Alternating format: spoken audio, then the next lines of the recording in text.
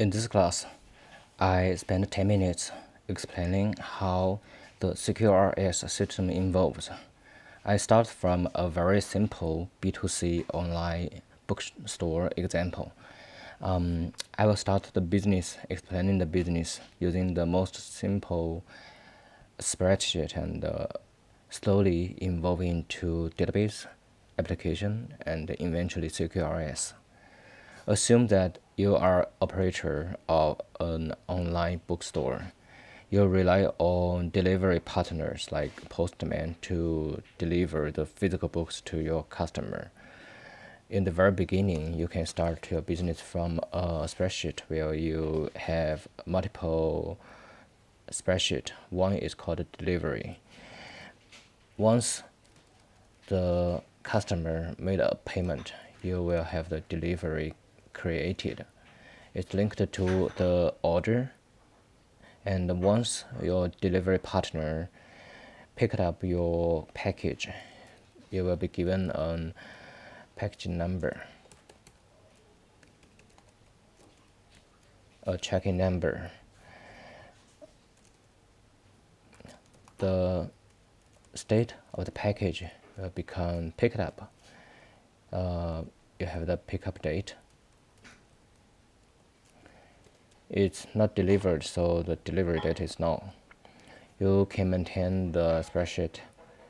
The spreadsheet will tell you the current status of the delivery. It's all up to you to maintain this spreadsheet. This can support small businesses. I also plot the figure like this. You have postman. What I want to deliver to the postman are the physical books, and the postman will return you a tracking number.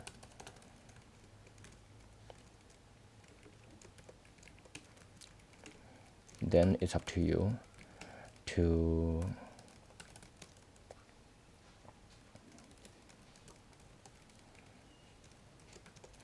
record the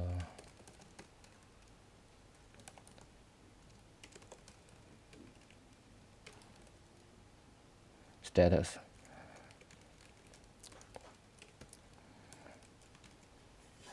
Just a simple relationship among the three entities.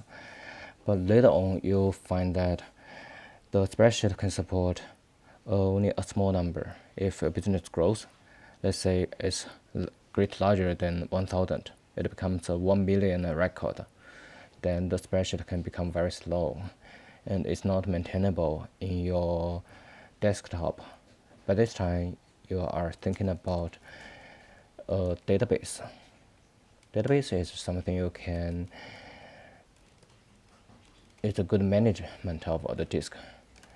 If you want to use a database, you want to create delivery orders, this table where you define keys like index.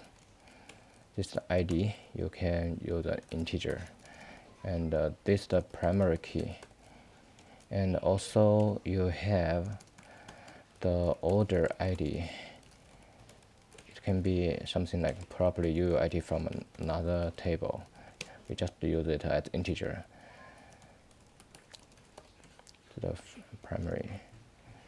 And you understand these are all unique. And also the tracking number. Oh, these are not null. The tracking number is nullable. It's ascii. This can also be a foreign key, but since you have no integration with the third party, we can simply make it a nullable column. What else do you have? Oh, the status, delivery status. We want to use the enumerate, but since we haven't defined it in the database, we also call it an ascii. In this way, you can keep a record of all the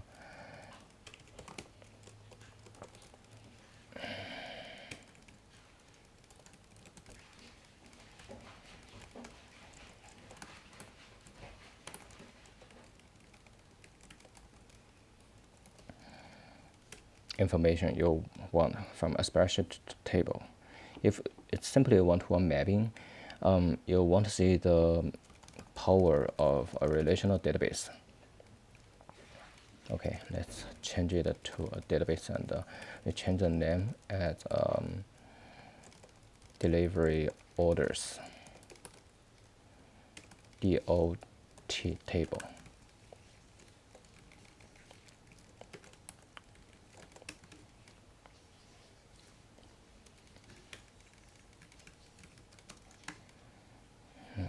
We simply change the shape. The interesting thing will become when you start querying it.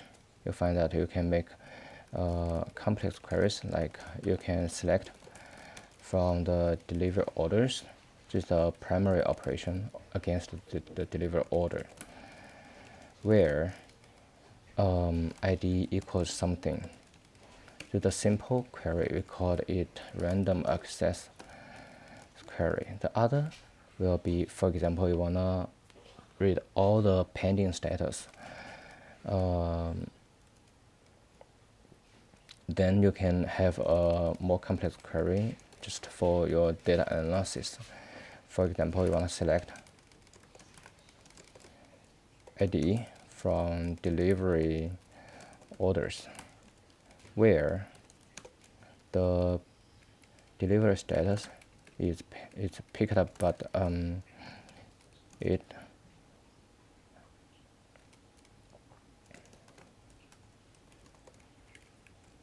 will return you multiple records. This is good for data analysis, or you can have the business intelligence using queries like group by.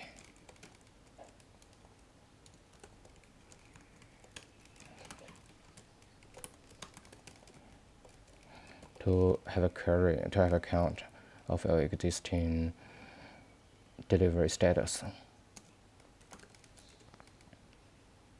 This is the power of using a database. And eventually, and later on, you find your business grows from 1 million to 1 billion. Then you will want to have a heavy query on the database. And you know the database is transactional, which means what you read may be different from what you write. That is why we want the read-write separation. Then we have the read-only table and also the write-only table. We call them the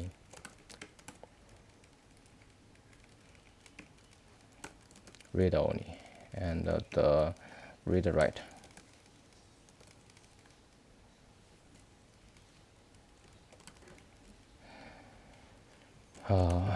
When you update to the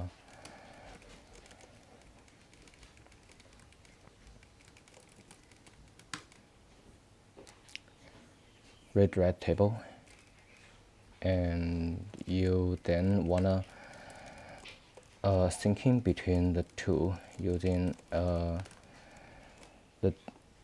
underlying syncing mechanism to, or we call it replicate, from the read table to from the write table to the read table. Just the next evolution. Okay, we will keep a record of this UML, and eventually you find that this is still not scalable. You want to give also the postman the privilege to update it, but the postman does not guarantee they will definitely write to the table. What the postman want to do is not to update, but to push an event. This is different from what an operator would like to do. They will push event. The event will contain something like the status change. Then you can remove this line and rely totally on the postman. But event is something different from a read table. It is called delivery events. And this becomes complicated when the schema of the event different from orders. That is why at this time you will want to use another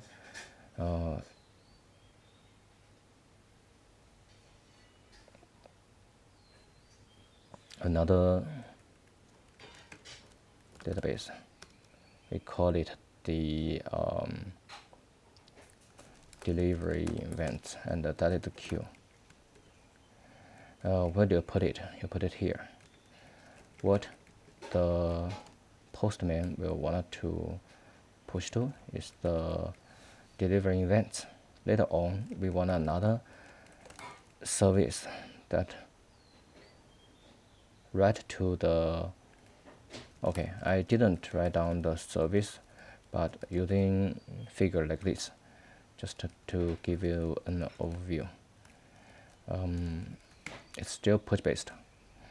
Once a postman pushed to the queue, well, you want to pull from the queue and do something and remap.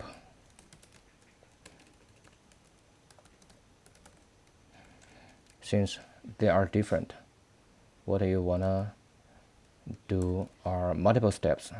You pull the event from the queue, maybe it's a Kafka. You aggregate so that you have the entire history of the events, and you know what should be the order be like. Then you update the status of the delivery order table. This action can be in a specific microservice. And if you want to continue, you can even make the read table a data warehouse, which means there will be a greater delay, but it supports very complicated queries. That's outside of the scope of this discussion, so I only involve the overall system here and give you an introduction of the CQRS. By now, you notice that the overall flow becomes a third party push an event, and there should be an aggregation service that map the events, aggregated the events to your table. And in a different database, you make the query.